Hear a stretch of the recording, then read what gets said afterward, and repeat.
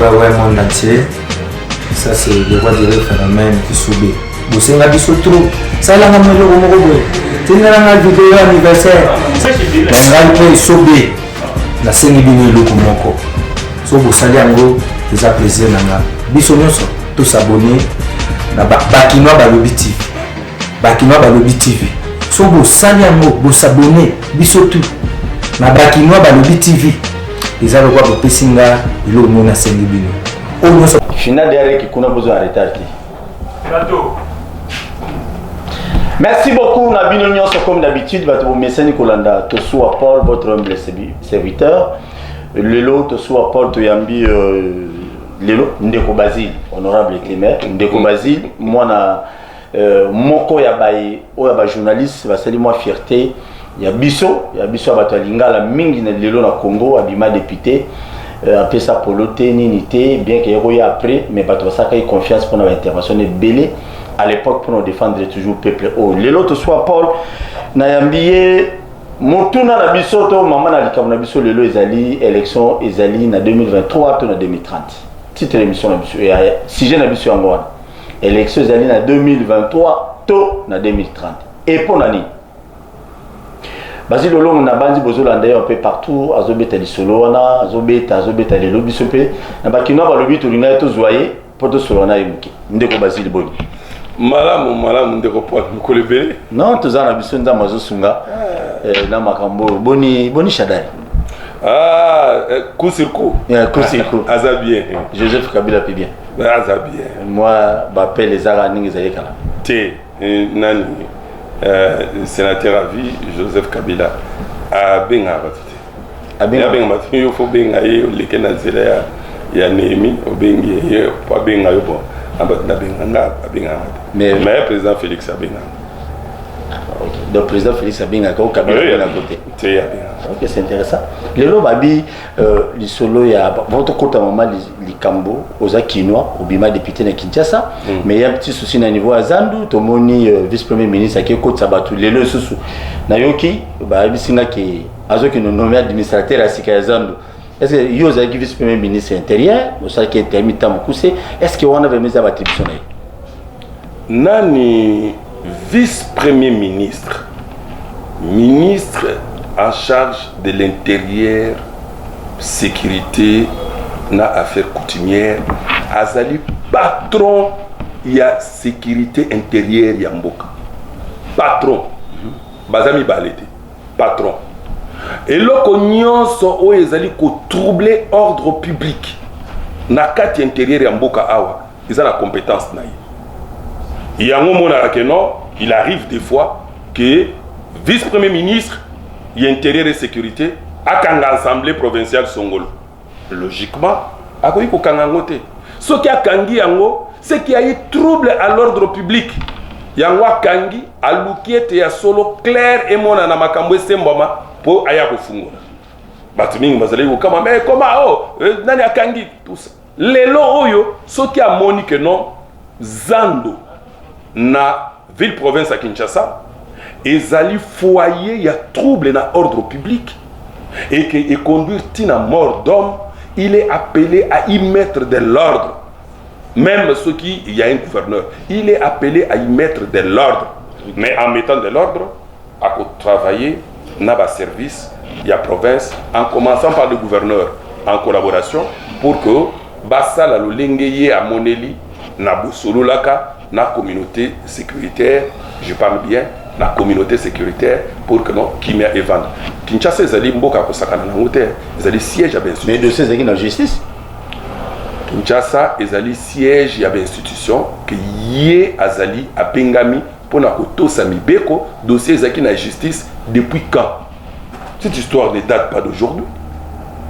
Aux hommes. Ouais. Maintenant, le seul angle, les bandits ont dit, je crois que des cassations vont récupérer le dossier. Non, bah, Peggy Saki. Non, bah, le Baking, Gobila, ça les lorotés, Libanais pas ça les lorotés.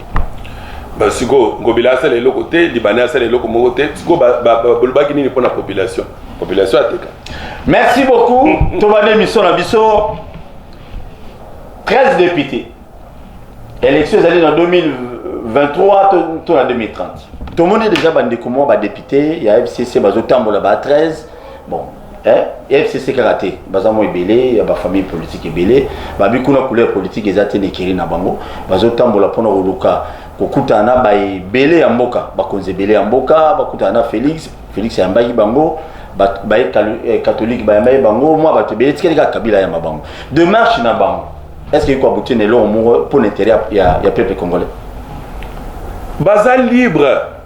Ya kosala oyo bakani kosala démarche na bango ezali yoko na makambu oyo na bimisi na mulongo oyo etalisi ke no maponami ko kosala masikate bango bimisi eloko moko ya kotala ke no to solola maimatali mikanda to mabongisi ya seni na maponami ozomona moi eloko moko démarche na bango eza ndenge baponaki eza malamu po ete ya solo bakutana na bato mais eloko nazobangela bango eza nini kongo oyo bandima ya bato te soki yo ke okutani na président Félix kokutani na ndeko Basile te na koloba na bita ya bato bake kuna baza na ka na bango o baponi ntango yo ke oke okutani na sénateur à vie Joseph Kabila Nathalie Nabia oyo honorable Thomas Lokondo na Patrick Mouyaya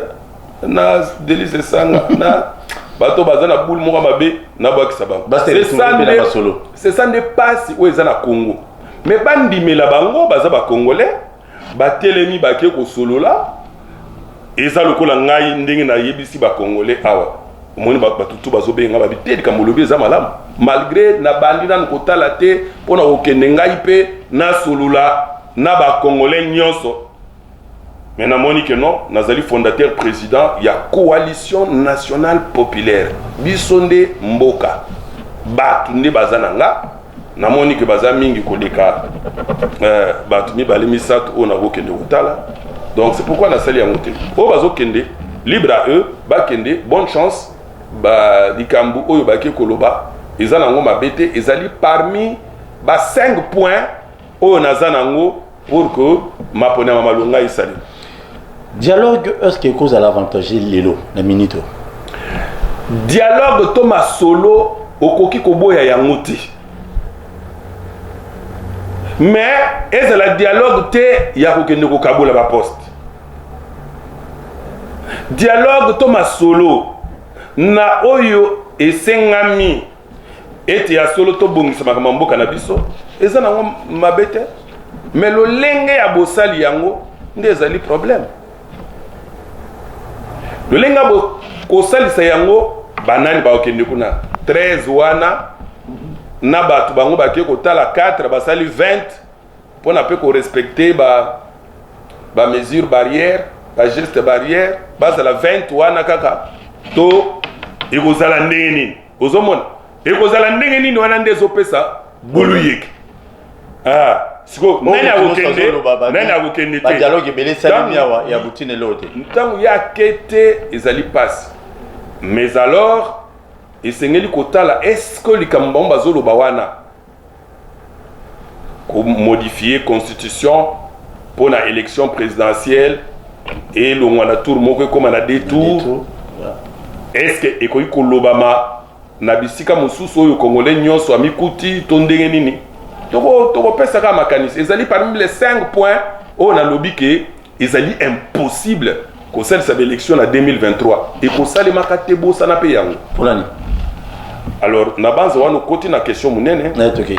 Oya biso ezali batu oyo bazali be émotionnel basutuki et pour na kokamwa pourquoi ndeko Basile azolo ba makambo oya ndenge wana élection ya malonga de bonnes élections ndenge 13 parlementaires wana ba telemi po eti asolo ba kende kokutana na batu bazali na recherche il y a de bonnes élections pour organiser de bonnes élections ko salisa de bonnes élections na mboka na biso oyo eza na ba préalable esengeli ma observer makambu oyo ya liboso likambu oyo etali sécurité bokengi maponami wana avant, pendant et après. likambo ya sécurité na tango tovandi mpona kosalisa maponami oyo esalemi oyo bozali kodécrier ke esalemaki malamu te atako epesi biso alternance atako kufa ya bato ezalaki tolingi te ese répéter liwa ya bato vie ya bato vie ya mutu ezali sacré ese répéter te. Alors sur le plan sécuritaire bosenga ya seni na tango wana ezalaki ete tozala na 240 000 hommes, donc 240 000 policiers pour la kokengela l'élection. Maximum, minimum 180 000 policiers pour kokengela l'élection. En d'autres termes, to vide ba siat, ba sous-siat nyonso, ba tuana ba kende kaka pour ba kende kokengela l'élection. Avant, pendant et après. Mais il y a un scandale. Mboke Koufi, l'école l'élection. D'où qu'est-ce qu'il faut? Il faut qu'on recrute, na qu'on forme. Ndé loko biso to salaki na lumbangu ngai na professeur Mova. Mbangu to sala me to koka kite, to bundana kito bimisata 12 000 policiers. Pour la ville à Kinshasa, pour la Congo. Pour la Congo. Mbangu yambo mona ki ba place mususu. Ozo kendeboyo, oyokio honorable Martin Fayoulou na honorable Eva Bazaïba bazali kolela na campagne tala babeti biso ba lacrymogène et tala pe manga lisu ya Martin ozomona aba kamande ngona na campagne ne oyokaki na beni kuna président Félix Antoine Tshisekedi Tshilombo akena beni na ba kamere bulu yeke ebimi kuna ozomona baobe bakimaki na ndenge na ozomona donc eza malamu te il faut qu'on sécuriser l'élection ndengwana to lingiango lisusu te na mboka na biso. Alors pour na kozana 180 000 policiers et sengeli ko recruter 18 000 policiers maximum par an. Ko recruter pe ko former bango na ko ya ko bunda iska ko vandisa bango na ko loger bango. Alors pour to comme na 180 000 yo moko zana ndako doit cahier. Si il vous faut 18 000 par an pour la 180 000, la règle est de 3 simples, non? Les produits de moyens, les produits extrêmes, et qu'on peut ça 10 ans pour avoir 180 000 policiers. Et l'autre en 2020. 2020. Bah, qui ça fois 10, plus 10. Plus 10, 2030. 2030. C'est en 2030 que Tokoko Kisa, recrutement, na formation, na installation, il y a 180 000 policiers au Tokocha à part, uniquement pour sécuriser les bonnes élections. Ce n'est pas. Non, ce n'est pas pour que scandale. Voilà. Ceux qui ont lié l'élection, ils ont SP. Emmanuel Ramazan Chadari nous doit contredire pour ayebi yango za makamuto solo laki ezalité professeur préparer qui ont déjà baby mana et sengeli ki to sala yango mais to mona ki que non c'est trop c'est pratiquement impossible wana na mandat ya Kabila na mandat wana oui alors na mandat oyo to ko bomba ngote ezala na C to chango R oyo na mesa to chango R oyo pour ekomate na 2023 to bando loba lisusu non to chango R oyo ko chango na mesa ezo sala 10 ans. Est-ce que donc sur le plan sécuritaire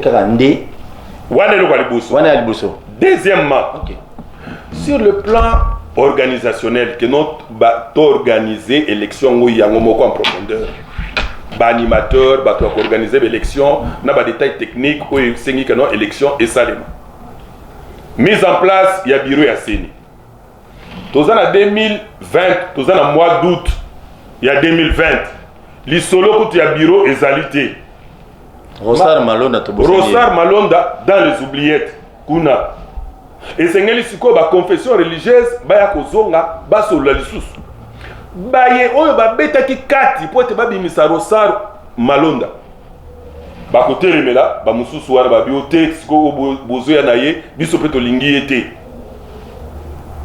ti mate ya na ba prière et kokota pour que bato wana ba yokan ba s'attendre va bimisa mutu mo crédible bureau hors session oyo ezokota na septembre oyo ezali session budgétaire et koya kokuta bango na kati ya kobendana nanu babimisi mutu te ti bakende ko voter budget wana seni bureau ya sikana le pesi bango ba orientation te na o etali bosenga o bango bazana conséquence nini bureau ya seni ko ya ko kota na 2021 nde vandi malamu ata ko bureau wana ya seni vandi esengeli ko sukola batu nyonso bazana seni kuna ba informaticien bata logistique banane batu nyonso wa ko sukola na ndenge nini okamati ba congolais mususu bo former oyo ba te ko former na te o bazana posa ke ba ko kipe ko sala bo salisi bango concours pote ba mériter ba za engagé wana soki akala ba ko zwa ko leka bango malam concours objectif okomona ke no bande ko ya ba ko échouer po akotaki ayebite mais ba che wana po azande ko ya alors so concours esalemi batu wana ba ko engager bango tikino na ba chef d'antenne concours esengeli salem concours wana sili babiloko wana nyos tu wana ezozo ba 2021 nde bureau ya seni eye kovanda malamu na batu na bango wana tokomi na deuxième semestre ya 2021 na deuxième semestre wana bureau ya seni ekoya kolakisa bino kabakata likambo nettoyage ya fichier bureau ezokende awa yebisi bino mpona kosala nettoyage ya fichier esengeli 400 millions de dollars 400 millions de dollars fichier en bon nettoyant des non batu bakufa batu balongwe batu bakei bakangami na ba coronavirus na mboka mususu donc esengeli kosukola yango koyeba banani balongwa banani balokuta banani bachaki wana banani boyi na boyi esengeli kolongwa baza ko nettoyer yango congolais foyeba c'est en prévision ya kosilisa banyongwa maponami o etikali totikala na municipal ba local ba nini nyonso wana etikali esili nanu te esengeli kosalisa yango nde toza ko nettoyer fichier wana nettoyage wana 400 millions ezali te soki président Félix na bolingo toyebi ya mboka oyo ache molende mais na assure ekozwa biso soki na lombango penza 2 ans pour que tout ça 2022 tout ça là to kataka 20 millions par mois 2 ans que 20 millions par mois et ça la biso 240 millions par an ceux qui to baxi sous l'année sous to comme la 480 donc 2 ans à partir de 2021 tout comme la 2023 pour pouvoir aussi le nettoyage affiché 2023 na soukana to etozui eloko mususu recensement tu rappelles likam recensement il faut ça le Congo ezali un petit continent pour être recensement esalema embalo yo recensement esengele salema non seulement pour la élection mais pour na ko préparer ba projet nyonso tozanango tozaka na ba données statistiques fiables té cette fois ou jamais esengeli cette fois-ci toyeba na kozana ba données statistiques fiables mais on peut c'est quand même Jeannette Kabila a raison a raison Alobango Kabila Alobango déjà Alobango 3 fois ngaso le bilikama ngaso le bilikama malamu na koloba lobi ya malamu alobaka likambu wana atuni matata mponyo lobi yozo ya na programme na yo oyo quinquennal ou c'est là sur base de quoi oyebi nombre abatute oye nango sur base de quoi arepta likambu na yo wana azana raison. Et cette fois-ci, raison, il faut un dima. Oh, on a zoloba. Oh, vous comprendre que non, bah données statistiques, il faut tous zanango parce que surtout le quoi est bien une élection. Faut pas tout ça que na makambu à peu près. D'où et le quoi na to sala yango et bah donner wana tant que tu dois sala yango recensement zo senga mbongo ebele, ce n'est pas un truc que tu banango dans la précipitation sikoyo. Après 2022, na début 2023 on a tout bani recensement. Le recensement est cause bisoti na 2027 to silisi recensement wana. Et loko mususu sikoyo ka sur le plan organisationnel, ezali eloko o to mona ka difficulté munene na o etali déploiement ya ma matériel. Nzele zalité. Nzele zate. Siko to vanda to bana ko dépenser susu bambongo ebele ba milliards pour la déployer le matériel. Voilà une calcul politique. Non, politique. Nous avons payé yo bénéficiaire ya makambu nyonso wana ezali nani. Pourtant, il y a 180 000 policiers à Sika. Il y a Vandi, na poto boui bazozela 2030 pour sécuriser l'élection. Babanda ko sécuriser l'agglomération na biso nyonso oyo 18 000 ba ko la former année oyo ba ko déployer bango pour combattre Kuluna 18 000 l'année prochaine aux hommes que les autres qui augmenter c'est la population qui en bénéficie. N'attend tozo sala ba recensement c'est la population qui en bénéficie pour te dire que ça va projet na biso malam avec des données fiables. N'attend tozo bon sabanzela pour que prochainement to déployer matériel mais c'est la population qui en bénéficie. Et tout banda ko produire et bilo que bando koma facilement tout banda ko se mouvoir sans problème. Ce n'est pas ba calcul politicien. C'est comme ça en chaque circonstance et sengeli ko profiter nango pour na ko moderniser mboka. To profiter na pandémie pour que to tonga bopito. Et yé mais to saisir nango pour to tonga bopito donc na et to comité. Non, ils ont que ne malembe. Même il y a privé. Maman Olivier on a ici et c'est le malam. Au moins les bateaux, au moins les bateaux. À part maman Olivier Nanis. Bon, il y a un gars moi le besoin de présenter mon cœur. Les à l'hôpital. On a bien qui battu que non. Na Sampuru to a Botala, ils ont malam. Tout ça na c'est aux images. Donc alors oui wana ezali likambu au Italie recensement. Maintenant tozui l'aspect financier. Proprement dit pour l'organisation, il y a l'élection. Ici, il y a un problème, c'est à moi. Ah, Tolobi que non, le colana sénateur à vie. Après ça, va Congolais le lendo. Il y a que Congolais Yemoko a organisé l'élection. Je pense que non, président Félix, il faut Makamobalam, il faut que Landa Yango. Landa conseil le colo. Il y a prédécesseur Nayo. Joseph Kabila Kabange. L'homme de Kingakati. L'homme de Kingakati. Bien,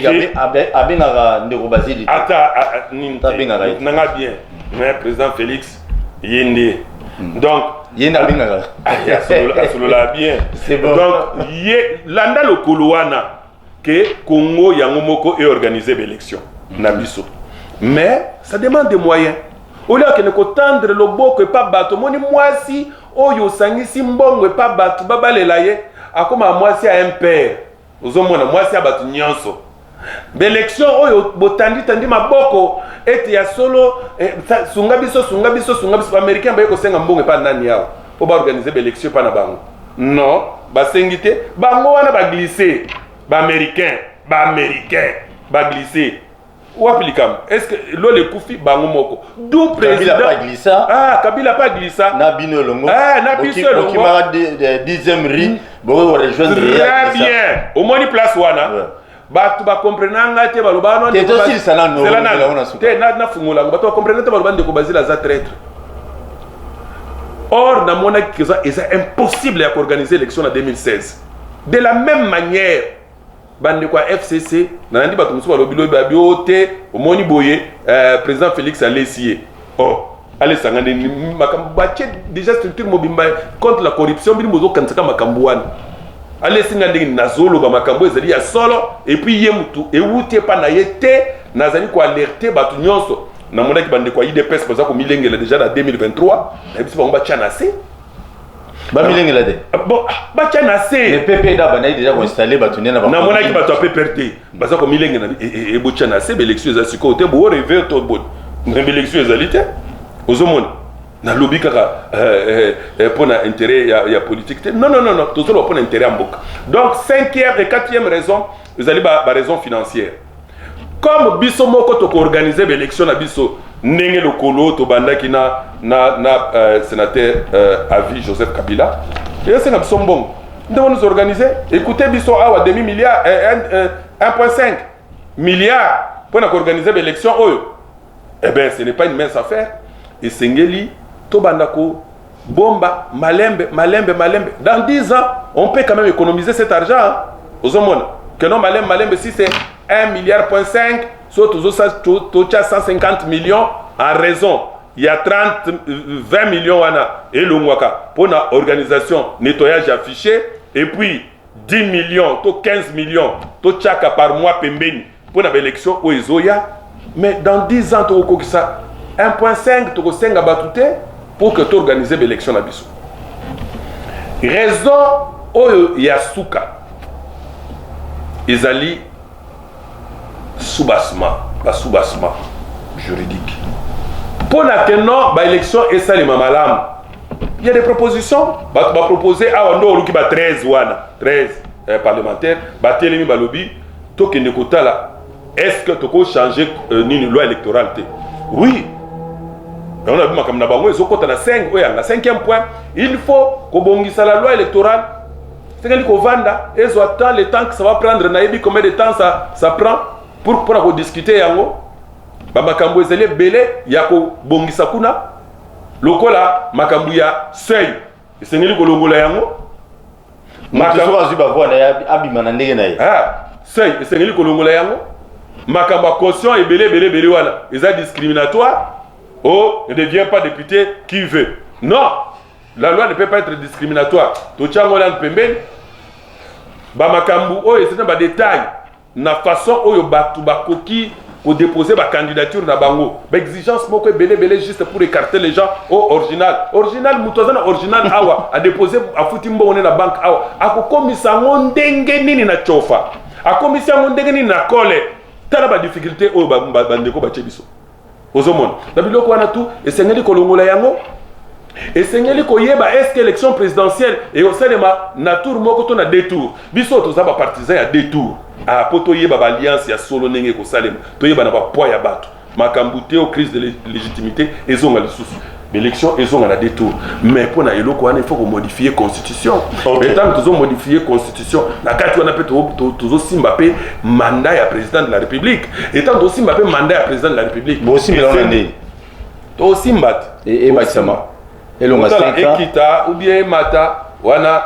na tchela na se batu baroya olanda yo mais ego simba makanga mais ce que simba mi aux avantages na bino avantage anani ke matu bien ekita ce qui matis que ne comme avantage non problème ezalité to kotala to ecourta ngo beto matisa ata to matisa to kitsi esengeli oyeba ndeko Paul soki prolongation ezali na kati ya match ya football ko kanisa te ke yo mutozo souhaiter prolongation poto na yo balongoli yango à tout moment chabi na yebisaki ba ronsar oyo tango tozo sala loi électorale o na yebisi makambo boye nango oyo ya basei oyo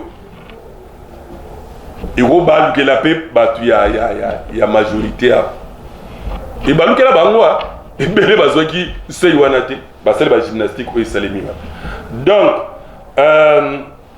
nazoloba eloko oyo asuka eza mikanda administratif kobongisa mibeko et mibeko wana oyokeli kona simbi wana ya ke non élection présidentielle ezonga na deux tours ezosenga ke tant modifier constitution ya mboka il faut to soumettre yango na référendum mes frères référendum c'est une élection tokosalisa vous savez combien de temps ça va prendre il faut qu'organiser yango référendum c'est une élection par oui ou non comment est-ce que vous savez c'est une élection ça doit prendre du temps on doit battre campagne il faut qu'on se prépare les mêmes difficultés que j'ai évoquées ici il y a accessibilité pour atteindre bateau qu'on s'alaboyer et qu'on jouer et l'eau qu'on a qu'on sous 2 ans voilà tout comme la 2029 après référendum maintenant l'eau qu'on use tout les élus réunis on a Félix président oui on va respecter la constitution. Parlement Tikali Kabongo. Les assemblées provinciales. Ils vont travailler. Les assemblées provinciales, ils ont continué. Le président de la République restera en fonction jusqu'à l'installation du nouveau président élu. Bateau FC, c'est Balinga voté. Bateau FC, mais non, tous les réalistes, il vient de dire ça que non. Tous on a besoin de retard. Il y a en 2023, on a minuit élection précisément. Non, déjà. Si c'est Balouki 9, je faisais tout pour faire comprendre ça à la coordonnateur Némi. Ah mais il m'avait convaincu. Na même argument on a zopé ça. Pour la hôtel Sanga que non, mon frère. Encore le Bamalem. Mon frère, c'est pratiquement impossible ce que vous voulez. Et le Kozoloba. Ozo senganeti mai ezonga nesike zouta nzokande salama ekita kaka de la mort en aval ou bien aux Osenga, que non moula, et le monacé et mat. Si c'est Baluki Nef, les mêmes arguments avancés par nos amis, il y a FCC. Oyo etinda kingai kena kende kovanda na bango na dialogue. Au rejoindre Bango. Na rejoindre Bango pour poste ministériel pour l'intérêt à Congo pour organiser l'élection et organiser l'élection na Bango. Félix Abimi président et alternance pacifique et Salemi. Na longa ozomona makambo na zoloba oyo. Na bolinga koine so bolonga. Makambo oyo nga na zoloba oyo. Makambo nga na zoloba oyo. Oui, alongi coup de chapeau. Au moni sikoyo que non azongi si mbuta mutu ni mwanda semi. Donc ça nega yango. Asali lo kwa malonga puisque pour la première fois na reconnaître ni mwanda semi oyo na yeba. Honorable de mwanda semi. Na binga kaye tata longi et je l'ai reconnu. Comment? Alobi ke mutu oyo ako ko s'ériger en barrière na Félix Tshisekedi, il va akukuta ina nzela na ye. Et lui doit soutenir non, à comprendre que non seulement c'est son neveu, mais Azan a tout intérêt à soutenir pour l'intérêt du Congo. Quand vous soutenez l'actuel président, je vous dis, Paul, 1000 fois Naïb Sakayo, FCC est allé créer sur 3 colonnes. Il y a Liboso, recherche à la paix. Il y a mis Balé, recherche à émergence. Il y a mis ça tout pour soutenir les nouveaux présidents élus. C'est le président Félix. Voilà, cache tout FCC. FCC, d'instruction, il y a Nani Raïs Kabila. Bien qu'il y ait un téléphone. C'est bon. Ils ont problème, tu as rappelé Batoua. Ben oui, ça. Azan avait dit bien, mais Joseph Kabila a marié. Mais oui, ça. Et surtout comme Azan sous-président, pourtant Azaï Kolobakeno n'a yébis Kambon Ezali, Azalaï Koyokanga, Azoïb Sabon, Bazo Salelate. Mais moi, on peut passer Félix était. Non, à Rozoua. À Rozoua, ceux qui y est à comprendre, ceux qui battent au Bazali Pembe, ils n'arrivent pas à comprendre comme Nazoloba. Baba Kamounion, c'est aussi un bon. Oui. Et pendant ce temps, il faut de l'argent.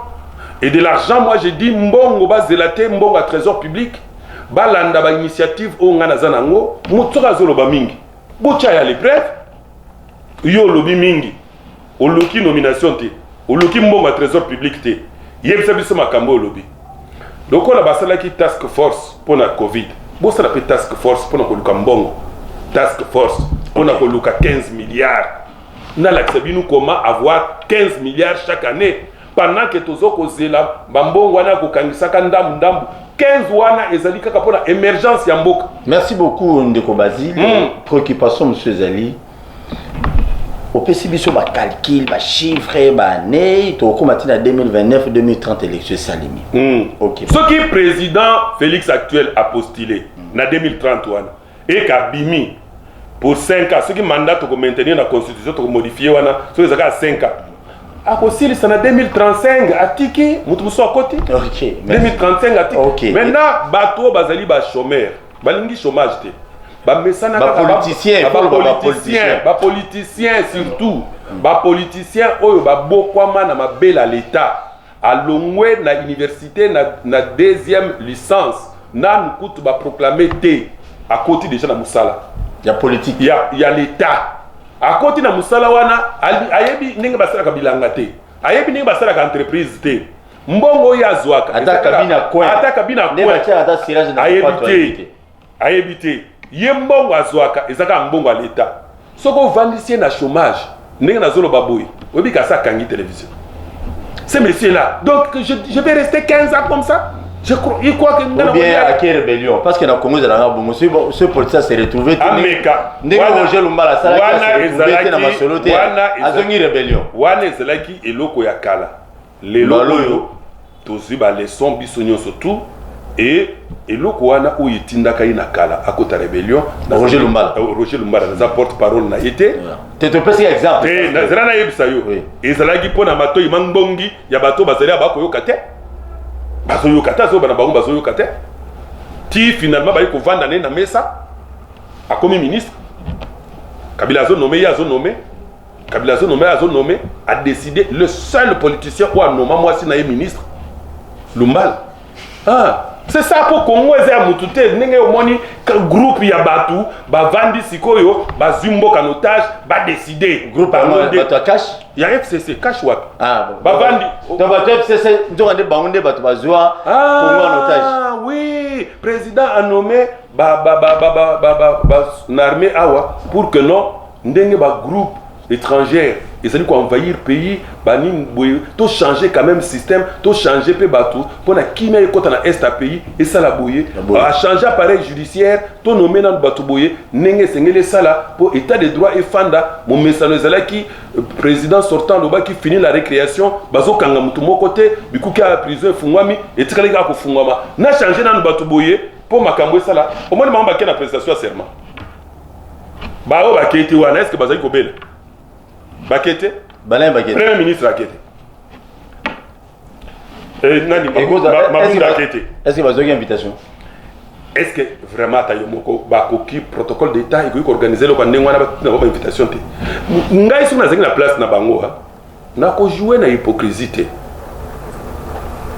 na démissionné. Au moins on a moni que non bande quoi FCC. Logique auto créer qui FCC plateforme électorale. Yango lisusu te.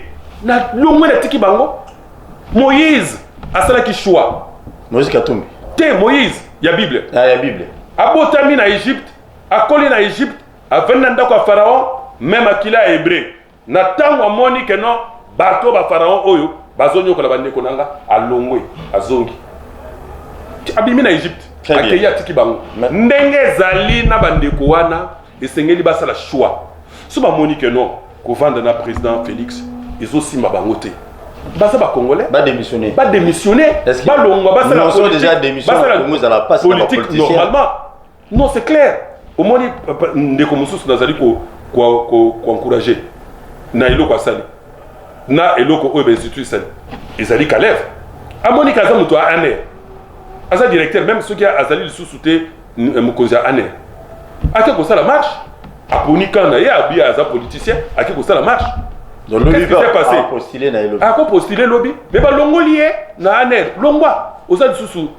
Merci beaucoup. C'est ça être homme. Merci. Aux décisions na yo que non ngai premier ministre na ko sala lisusu na Félix c'était longwa. Au lieu que ndaka na ba conseil des ministres au vanda ka nye lokola baba. Otala ye makamuni na zo sa longwa.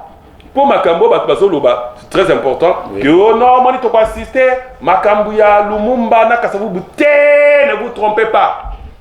Un rebelle place naie, ils ont un centre de rééducation. Un rebelle place naie, ils ont une place na centre de rééducation. Après prestation à serment oyo, bande ko na ba ko prêter serment bango de ba congrès. Ba ko kende. Oya boyi ko organiser yango et tout mbunaye ezali. Et c'est ça. Dans un état de droit. Yangwana. Ezali état oyo mutu moko te azali likola mi beko. Oui, ndeko Basile. Bon, on a besoin de tout le monde. Mais question de ce lieu et ngai. Ba question ko yelo belé les lois. Et comme na suga pour ce de yé belé tout ça désert. Mais mutu na a besoin de tout le monde. Pourquoi ba FCC bazo bang état de droit? Ce sont eux qui ont peur. Il y a état de droit, c'est comme Bassala Mabé, Bassala Nini. Le fait d'avoir géré 18 ans, 17 ans, 18 ans, Nanga Penakati, faut dire. Nanga Penakati, tu gérer na bango tu gérer. Oui. Ah, tu gérer. Il y a Marambo, il y a bien, oh, tu salir. Tout n'est pas mauvais, puis Batumio se basa mauvais. Voilà. Ah, il faut reconnaître ça. Batonga na zoye bisowana, na coup sur coup. Tous âmes sont bien. Chadar. Bien. Vieux Lumanu, viens nanga. Prof, viens nanga. Tous âmes sont bien, problème exact. Bah, vieux Lambert. Bien, problème exact, c'est mon frère. Viens nanga. Vieux Lambert. Lambert Mende. Oui, oui. Na nomination. Non, c'est pas de problème. C'est mon vieux. Au tal du côté. On a bangal sur la diamant, on est baloga libanga. Non. Wana babilo wakana. Ah, ok. Bon, ça c'est bon. Nani Nani vieux Jean-Charles. Mon père vient. Tout zala Jean-Charles Wakoto. Tout zala na EPA général Olinga. Na manifestation na bis to lié to vandi tous ensemble tous bandeko mais ezo pekisate koloba vérité Némi coordonnateur non tous bien Il y a pas de promotion à Benguier Azui. Namona qui message interview il y a vice-ministre il y a hydrocarbures il y a PPRD wan. Natindele ki bango bango nyosto natindele bango ba image wan na bibota. Ça bota. OK. FCC bazo banga état de droit pourquoi? État de droit na biso 18 ans, état de droit ezali esika oyo mutu moko te akoyi kozala likola mibeko. Sikoyo na kozala likola mibeko te wana justice il faut ezala indépendante. Mais justice tango ezali indépendante ezala biloko moko mike oyo bazuzi wana bazoluka ba comprendre. Or bakoluka ba comprendre na nzoto nani na ba oyo ba geraki avant. Ozomona ndazo pesa ndakisa. Bazo ba geraki mabe. Tout ba geraki avant na lobité ba geraki mabe. O ba geraki avant. Wana mutuna na tuni. OK, c'est bon. Ndakisa. Mbongo tozana posa mbongo na mboka. FPI batu bazwa mbongo kuna. Mingi ba batu bazwa mbongo oyo bazali pena makoki ya kozwa mbongo facilement ezali bandeko wana bandeko ya FCC sikoyo mbongo lokola ifali ezongo po bazuzi baza na courage baza la sans complexe ya kobenga or na tango wana ezali kaka obengi mokonzi ya zuzi wana yebisi tikaye yo inspecteur ozobenga mutu wana pona nini mais inspecteur les lois sont courage ya kobenga yo DG yaka otali likambu ya Bukangalonzo tozeli bilanga awa to sepeli to bia to kolia nzalesila na Congo tout ça Bukangalonzo porté disparu esali biso bulu yeke loko esali bulu yeke bazuzo bavandi babite nyongo ya Congo esaka ya Congo te mbongo ya Congo te to vérifier ko vérifier tamba ko vérifier na banane na batu kaka oyo wana batu bato tombe nani kaka batu wana ya FCC batali babino banda kwa l'état ezali spolié surtout on atra na INSS banda ko na tra na INSS batu ko tambola ko kita tamba zo vérifier batu oyo bazo banda ko wana bazani ozo mona ke non balobi to sala ki makambo yo tika fibre optique bamoni babandi yango te babandi yango mais qui kenda comme ministre makambo nyonso wana azala na FCC kiki muluma te ya aboyaka tango aboyaka makambo wana akekuna na niveau ya nini ya cash atalaki ne bien avant Monique yango te yango na yebisi yo soit ozali égyptien soit oza hébreu merci kinke ya ponaki habité na Longwe et soit Longwe ne mbala boko merci beaucoup ndeko Basile mais keba yeba ke non cash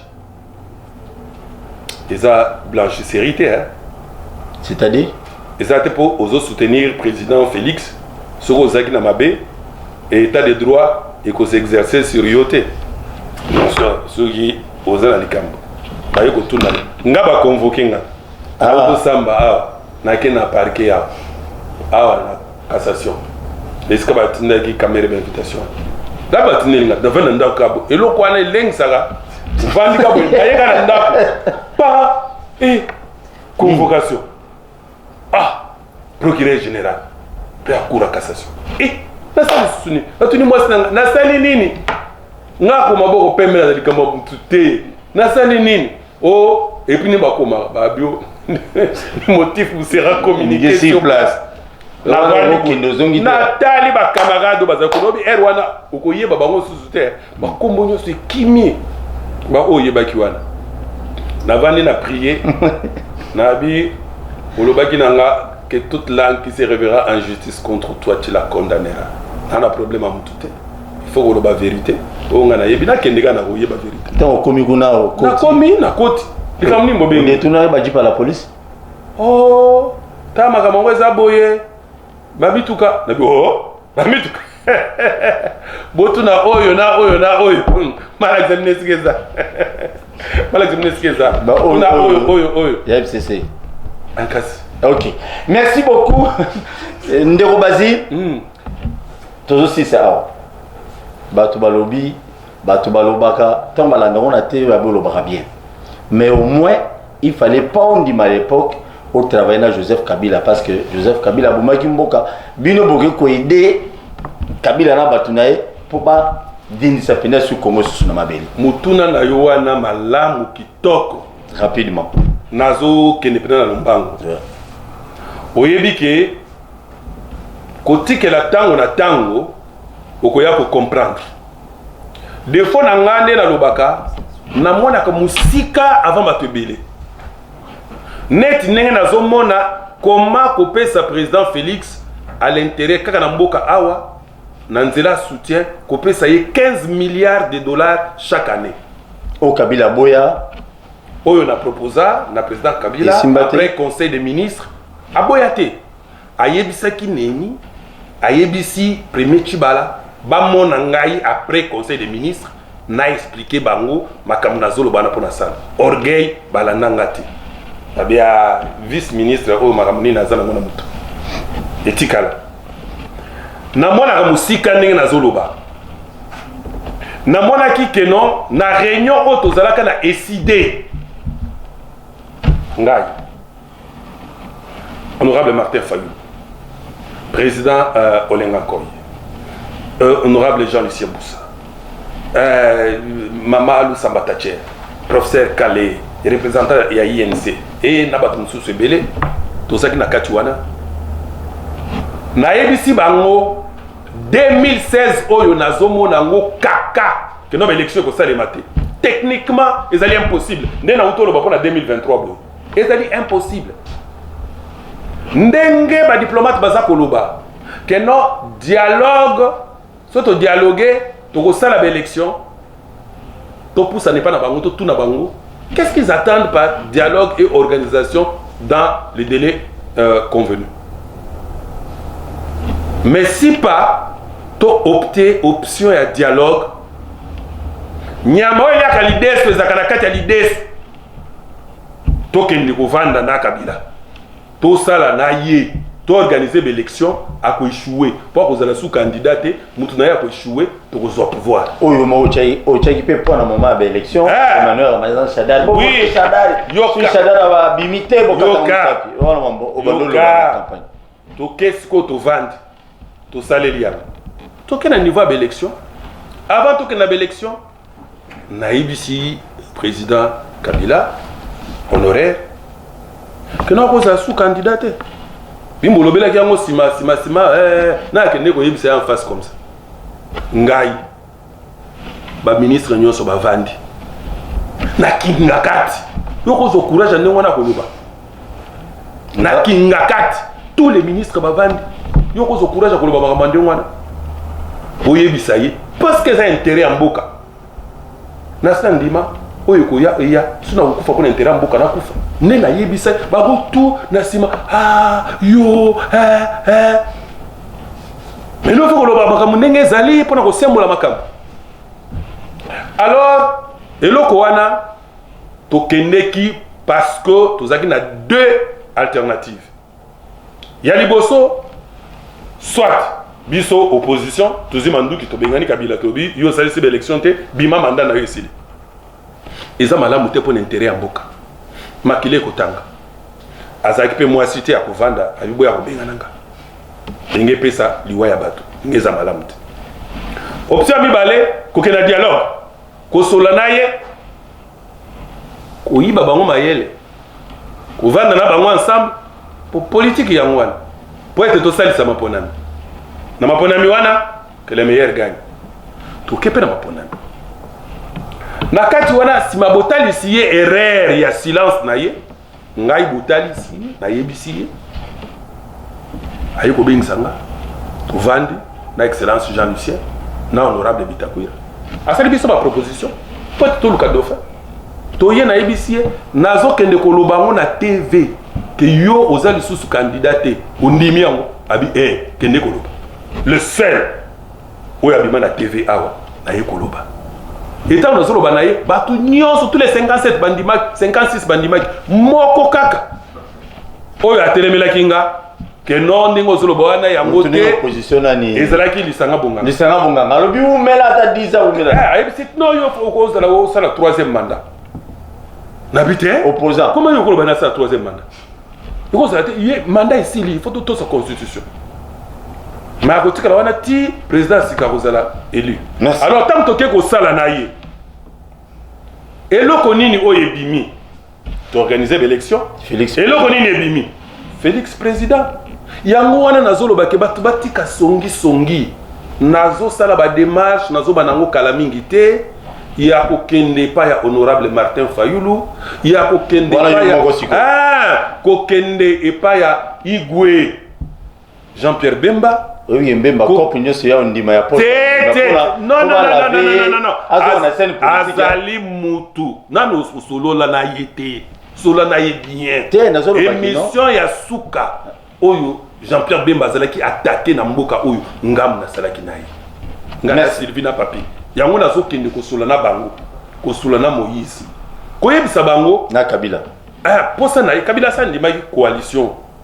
Koyebisa misatu wana que biso tango tozala yi ko solola po ete ya solo tozwa pouvoir ezali po tobongisa Congo tokoki kozwa pouvoir te tozala ba président bisatu moko na biso lelo aza président Félix Antoine Tshisekedi to démontrer na Congo que toza à mesure ya kosembola Congo donc toza kosala ba réunion wana Kabila azalaki te comment lelo tokoma ya kokabwana to sangana biso nyonso pona intérêt ya Congo to simba président Félix to bongisa ba préalable oyo na 2030 to ya kosala ba élection que les meilleurs gagnent ceux qui beaucoup postuler séparément ekokende yeba ke tozo kena zo sukisa wana tozo kende po na proposition makasi ya ko réviser constitution pour que l'élection présidentielle et ça les mandat deux tours et ça na ba G ba alliance oyo ko salema.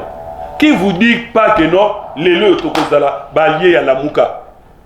Ozomon. Qui vous dit pas biso cash na balié à président Félix. Biso CNP. OK. Ah, c'est bon. Ozako lukoye bango to yebi yango sko ya. C'est no biso FCC. FCC ouais. FCC. Merci beaucoup na bino nyoso bato la nebiso tozali ne sengoyiba. Aza journaliste à Calais, donc question mort au une réponse déjà ti l'omela donc yo tika avec ça. Merci beaucoup Ndeko Bazi de vous répondre na émission na biso na invitation na biso na bakino balobi na bandi te zambala suka pe libosote. Na sepeli mais na sepeli oyo to lobi yango da banza bato bayoki ba discussion ezalate moto alengate na 2030. C'est normal. L'élection en 2030 selon Ndeko Bazi. 2030. Et puis, il y a ça que 2030. Alors, au temps où nous se se préoccuper, il y a comme là et puis comme ça Congo na biso. Ça c'est un. Nabil ba journaliste. Oui. Ce que prochainement quoi dossier on est que l'élection est en 2030, tout tika la expert va s'occuper na makambuana au to ba détail to pesi awa biso émission on a ko sepela mikolo yo ezali ya oyo azo beng sangai pour na kotunanga au lobby au kopesa président 15 milliards de dollars au kosala ngo ndenge nini et qu'est-ce qu'il faut pour que dollar et ça la gymnastique et ça qu'est-ce qu'il faut pour que congolais alia malamu ala la kalisusu nzalate policier futa malamu qu'est-ce qu'il faut pour que policier na mboka oyo abana kozwa salaire il y a 300 il y a 500 dollars tout est possible qu'est-ce qu'il faut c'est possible c'est très possible. C'est ça l'émission on a la ligne. L'émission a discussion na batou et tout ça c'est compris que ça soit FCC, que ça soit la Mouka, Cash ou ensemble, ba politique de regroupement nyos CNP, Bayoka, élection 2030. Les dictatures yo ceux qui ont ligne de bonnes élections ça va. So ligne ya mabe. Ça la ka ba marche ndenge o mesana. Sala ba makambu na yo kolela lela te o nga lacrymogène o ba salinga boy o nga ba betinga ba passer ba ir na Sankuru déjà ont été égorgés pour l'accès ba image par qui mais oui na élection ba électeur et ba nini ba kati ba mitou ba l'accès bino abobo qui sont OK attention on ne fait plus que ba biloko en maison. Merci beaucoup na bino so Congo za biso nyonso bien que élection en 2030 Ndeko Bazi la lobby na banzete ceux qui sont en 2030 et qu'on a intérêt peuple gloire au Seigneur mais ceux qui est cause la kaka neto mona bata Kabila ne ba se retrouver bata Tshisekedi ba se retrouver wana peuple au lingana. Merci tokutani lobby na 10h. Merci.